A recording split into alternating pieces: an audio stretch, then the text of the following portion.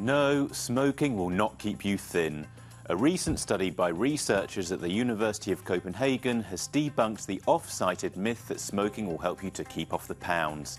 Instead, the study, which looked at 1.5 million Europeans who smoked, found that smoking actually increases belly fat. Let's take a closer look at why.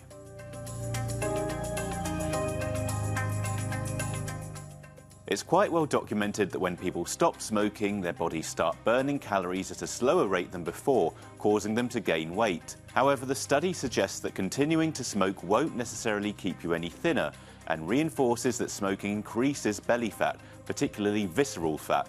This is the unhealthy fat deep inside the abdomen that is linked to a higher risk of heart disease, diabetes, stroke, and dementia. Researchers came to this conclusion by looking at genetic data on smoking and abdominal obesity, while taking into account factors like alcohol intake and socioeconomic status, to make sure that any links between smoking and belly fat were directly related to smoking and not other influences. theCUBE spoke to the study's lead author to explain the results. So our study disproved the simplistic notion that smoking leads to general weight loss by highlighting the causal effect between smoking and abdominal fat deposition.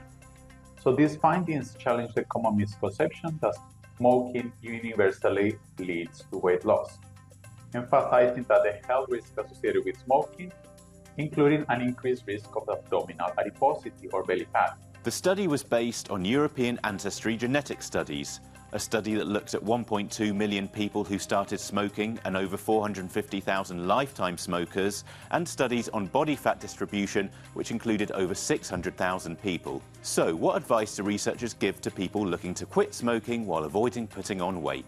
Yeah, that's a very important aspect. It is important to know that quitting smoking has numerous health benefits beyond potential changes in body fat distribution. So it's not only about your body fat in your abdomen.